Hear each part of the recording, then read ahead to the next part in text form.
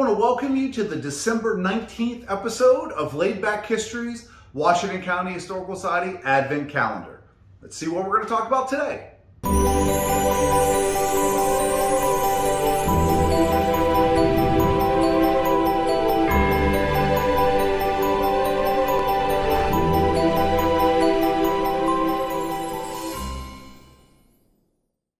So you might be wondering, what are we looking at?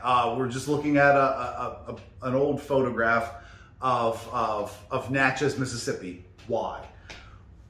Well, there's actually a pretty neat story.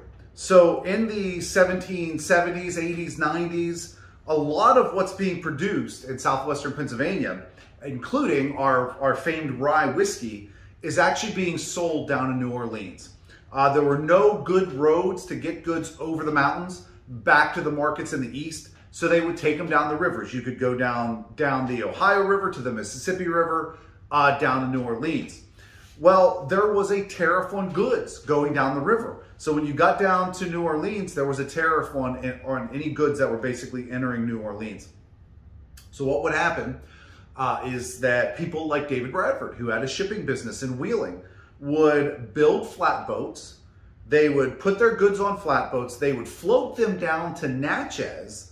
Then in Natchez, they would take them off and then go by land where you could circumvent the tariffs and take them to the markets down in New Orleans. Well, there was no way of getting those flatboats back up to be used again.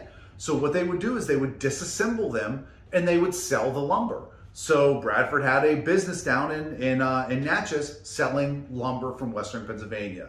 What was that lumber used for? It was used to construct buildings down in Natchez.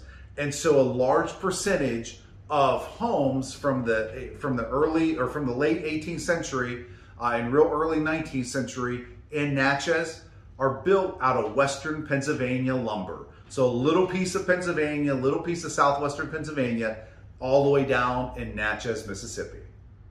I'll see you tomorrow for another episode of Washington